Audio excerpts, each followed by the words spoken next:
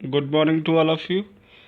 आज हम बात करेंगे विषय गणित सेकंड सेमेस्टर के बारे में। आज का जो हमारा टॉपिक है उस पर चर्चा करते हैं हम। सबसे पहले हमारे टॉपिक का नाम है रैखिक समीकरण एक चर वाले। तो रैखिक समीकरणों के बारे में समझेंगे और रैखिक समीकरण क्या है सबसे पहले इसे जान लेते हैं, उसके बारे में चर्चा करेंगे हम। ये कुछ बिंदु हैं जिनको इस वीडियो में शामिल किया गया, उनके बारे में मैं आपको बता देता हूँ। पहला टॉपिक हमारा रहेगा समीकरण, दूसरा टॉपिक हमारा रहेगा समीकरण के प्रकार, तीसरा टॉपिक हमारा रहेगा रैखिक समीकरण जो कि इस अध्याय का नाम है उसके बारे में जानकारी करना, और फिर जो लास्ट हम बात करेंगे वो रैखिक समीकरण से संबंधित प्रश्नों के बारे में बात करेंगे, उदाहरणों के बारे में चर्चा की जाएगी इस पूरे वीडियो के अंतर्गत। सबसे पहले हम समझते हैं कि समीकरण क्या होते हैं। इसको कुछ शब्दों की सहायता से हम जो है समझने का प्रयास करेंगे। ऐसे बीजगणितीय व्यंजक जिनमें चर राशि, अचर राशि, गुणांक तथा समानता का चिन्ह आदि उपस्थित होते हैं समीकरण कहलाते हैं। एग्जाम्पल के तौर पे मैं आपको यहाँ उदाहरण बताता हूँ इसके कुछ।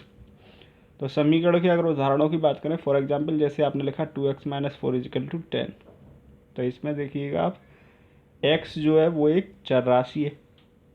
x के साथ में जो 2 लिखा हुआ है ये x का गुणांक है। -4 और 10 ये दोनों क्या हैं, अचर राशियाँ हैं, और इसमें बराबर का चिन्ह भी आ रहा है। अब एग्जाम्पल की और बात करते हैं, तो इसका एक एग्जाम्पल 6y + 3 = 21 भी है। ऐसे अन्य बहुत से उदाहरण आप समीकरण के लिख सकते हैं। अब बात आती है समीकरण की, तो इसमें हम पहले इन चीज़ों को भी क्लियर करते हैं। जैसे चर राशियाँ क्या होती हैं, अल्फ़ाबेट, अंग्रेजी के, हिंदी के अक्षर जो जिनके मान परिस्थिति के हिसाब से परिवर्तित होते रहते हैं, चर राशियाँ कहलाती हैं। अचर राशि क्या है, अचर राशि वे होती हैं जिनका मान स्थायी होता है, जिनके मान में कोई परिवर्तन नहीं होता। जैसे 1 लिखा हुआ है, कहीं 2 लिखा हुआ है। मैथमेटिकल जितनी भी वैल्यू होती हैं अचर होती हैं, स्थायी होती हैं। गुणांक क्या है, जैसे 2x एग्जाम्पल के तौर पर मैंने लिखा, तो इसमें x का गुणांक कितना हो गया, 2। अब बात आती है समीकरण के प्रकारों की। तो समीकरण के अगर प्रकार की बात करें तो समीकरण की घात के आधार पर इसको वर्गीकृत किया गया है, और समीकरण में चरों की संख्या के आधार पर वर्गीकृत किया गया है। तो दो तरीके से हम इसका डिवीजन समझ सकते हैं। अगर हम बात करें समीकरण की घात के आधार पर, ठीक है, तो समीकरण की घात के आधार पर जो है समीकरण रैखिक समीकरण हो सकता है, द्विघात समीकरण हो सकता है, त्रिघात समीकरण हो सकता है, चतुर्थघात समीकरण हो सकता है, और बहुघात समीकरण भी हो सकता है। इसी प्रकार अगर हम बात करें समीकरण में चरों की संख्या के आधार पर, तो चरों की संख्या के आधार पर क्या है समीकरण में, उसमें चर कितने उपस्थित है। एक चर वाला समीकरण है, 2 चर वाला है, 3 चर वाला समीकरण है। ये इस तरीके से डिवीजन होता है। इस टॉपिक के अंतर्गत इस अध्याय में केवल हमें जो स्टडी करनी है वो रैखिक समीकरणों की करनी है, यानी ऐसा समीकरण जिसकी घात क्या हो, 1 हो, और साथ में उसमें चर के बारे में भी बताया गया कि चर भी कितने हो, उसमें केवल 1 ही हो। ठीक है, तो हमें जो अध्ययन करना है केवल रैखिक समीकरण एक चर वाले, ये इस चैप्टर के अंतर्गत पढ़ना है। तो ऐसे समीकरण जिनकी अधिकतम घात 1 हो तथा चरों की संख्या भी 1 हो, रैखिक समीकरण एक चर वाले कहलाते हैं। उदाहरण के लिए अगर हम समझना चाहें तो 2x - 4 = 10, ये एक एग्जाम्पल है। अब बात आती है रैखिक समीकरणों को हल करने की विधियाँ। तो इसमें एक विधि है हमारी त्रुटि एवं प्रश्न विधि। एग्जाम्पल के तौर पे एक प्रश्न समझते हैं। इसमें हमने एक प्रश्न लिया यहाँ पर x + 3 = 7, ये हमारा क्वेश्चन है। इस क्वेश्चन को हम समझने का प्रयास करते हैं। तो हमने 2 अलग अलग पक्ष बना लिए। एक बायां पक्ष हो गया, यानी जिधर x + 3 लिखा है, एक दायां पक्ष हो गया जिधर 7 लिखा हुआ। हमें क्या करना है, इसमें वैल्यू चेक करनी है x की। किसकी वैल्यू चेक करनी है, x की। त्रुटि एवं प्रश्न विधि में क्या होगा, ये आपको बार बार प्रयास करना होगा। तो यदि आप x की जगह 0 लिखते हैं, कितना लिखते हैं, 0, तो यहाँ पर x प्लस 3 यानी 0 प्लस 3 कितना हो जाएगा 3, और दायां पक्ष कितना है आपका 7। तो ये दोनों पक्ष आपस में बराबर हुए? नहीं हुए, अर्थात x का मान 0 नहीं है। नेक्स्ट हम फिर से ट्राई करते हैं। x का मान इस बार हमने लिया 1, तो 1 प्लस 3 हमारा कितना हो गया 4। दायां पक्ष कितना है हमारा 7। अभी भी ये पक्ष आपस में समान नहीं है, अतः x का मान 1 भी नहीं हो सकता है। नेक्स्ट फिर हमने ट्राई किया x का मान 2, 2 और 3 हमारे कितने हो गए 5, लेकिन दायां पक्ष 7 है, इसलिए x का मान 2 भी नहीं हो सकता। फिर हमने ट्राई किया x का मान 3, तो 3 और 3 6 हो गई, लेकिन हमारा बायां पक्ष अभी भी दाएं पक्ष के समान नहीं हुआ, अर्थात x का मान 3 भी संभव नहीं है।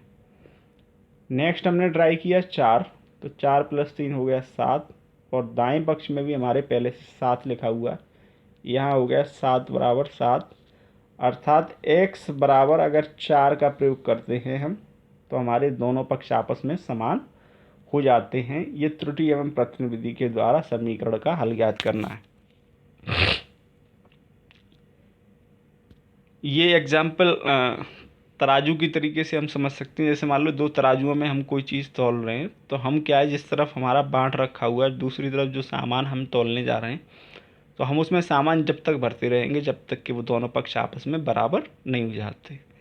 फॉर एग्जांपल मान लो एक तरफ हमारा बाँट रखा हुआ है 1 किलोग्राम का, और जो सामान हमने रखा हुआ है 200 ग्राम, तो हम उसमें कब तक चीज़ें ऐड करेंगे जब तक कि वो 1 किलोग्राम के बराबर नहीं हो जाता। तो 200 ग्राम में कितना ऐड करना होगा हमें? लगभग 800 ग्राम। 800 ग्राम जैसे ही ऐड करेंगे तो 800 ग्राम और 200 ग्राम हो गया 1 किलोग्राम। बाँट भी हमारा 1 किलोग्राम का है, तो दोनों पक्ष आपस में समान हो गए। ठीक है, सेम उसी प्रोसेस से आप इसे समझ सकते हैं। रेखिक समीकरण से संबंधित कुछ प्रश्न हैं जिनको आप उदाहरण के तौर पर अपनी एक्सरसाइज के लिए सॉल्व कर सकते हैं, प्रश्न अभ्यास कर सकते हैं। वो जो मेथड था वो प्रश्न एवं त्रुटि विधि था। सामान्य तौर पर आप पक्षांतरण करके भी इनको हल कर सकते हैं, जैसे x प्लस 8, या दोनों पक्षों में कोई ऑपरेशन लगाकर भी इसको हल कर सकते हैं। ठीक है, तो फिलहाल जैसे इन्होंने लिखा है कि x प्लस 8 बराबर 19, तो x प्लस 8 हमें क्या करना होगा, जो भी x के साथ होगा वो हटाने के लिए कुछ ऑपरेशन करना है। तो यहाँ पर x में प्लस 8 लिखा हुआ है, तो ऑपरेशन जो होगा वो अपोजिट करना होगा, है ना। तो प्लस 8 अगर हमें हटाना है तो x में से माइनस 8 करना पड़ेगा। तो यहाँ प्लस 8 में माइनस, एक सेकेंड, x प्लस 8 में माइनस 8 अगर हम कर रहे हैं तो हमें दूसरी साइड से भी फिर वही ऑपरेशन करना होगा, माइनस 8। तो इससे क्या होगा, 8 से ये 8 कैंसिल हो जाएगा, और x इजिकल टू 19 में से 8 गए 11। तो आपको दोनों साइड पे सेम ऑपरेशन करना होगा, है ना। एक तो ये तरीका होता है ऑपरेशन का, दूसरा होता है साइड ट्रांसफ़र का, नॉर्मली जो हम लोग करते हैं। तो x बराबर, यहाँ पर x प्लस 8 लिखा हुआ है, नेक्स्ट स्टेप क्या हो जाएगा, x बराबर 8 जो है वो साइड ट्रांसफ़र से इधर आएगा, तो ये माइनस के 8 हो जाएगा। तो x बराबर आ गया आपका क्या है, आप ऐसे भी कर सकते हैं। ठीक है, जैसे आप ट्राई करना चाहें वैसे, साइड ट्रांसफ़र से या ऑपरेशन से करना चाहें, दोनों साइड में अगर ऑपरेशन करना है तो फिर आपको ध्यान रखना है जो x के साथ पहले से ऑपरेशन लगा हुआ है उसका अपोजिट ऑपरेशन लगाना है। जैसे यहाँ पर x के साथ ये ऐड हो रहा है तो आपको सब्ट्रैक्ट करना पड़ेगा। अगर ये मल्टीप्लाई हो रहा होता तो डिवाइड करते, डिवाइड हो रहा होता तो मल्टीप्लाई करते, सब्ट्रैक्ट हो रहा होता पहले से तो हम ऐड करते। ऐसे करके अपोजिट ऑपरेशन ट्राई करते। नेक्स्ट एग्जाम्पल, इसमें जैसे लिखा है माइनस का 5, तो देखो माइनस का 5 था तो ऑपरेशन चेंज होकर प्लस 5 हो गया दोनों साइडों पर। ठीक है, और ये आंसर जो है लास्ट में इसको थोड़ा करेक्शन कर लेना। यहाँ पे x इजिकल टू कितना आएगा 15, x इजिकल टू 15 आएगा। ठीक है, x बराबर 15, क्योंकि 10 में 5 जुड़ रहे हैं, यहाँ पे ये दोनों जुड़ जाएंगे तो 15 हो जाएगा। नेक्स्ट,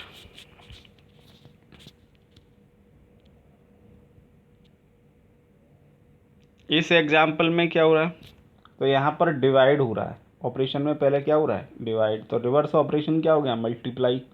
तो यहाँ पे दोनों साइडों में 6 का मल्टीप्लाई कर दिया। ठीक है, यहाँ पे क्या है, तो यहाँ पे पहले आपका मल्टीप्लाई हो रहा है, तो आपको रिवर्स ऑपरेशन में क्या करना पड़ेगा, डिवाइड दोनों साइडों में। तो आप ये ऑपरेशन जो है अपोजिट ऑपरेशन से भी कर सकते हैं या फिर आप साइड ट्रांसफ़र से भी कर सकते हैं, बात एक ही है। आज की वीडियो यहीं समाप्त।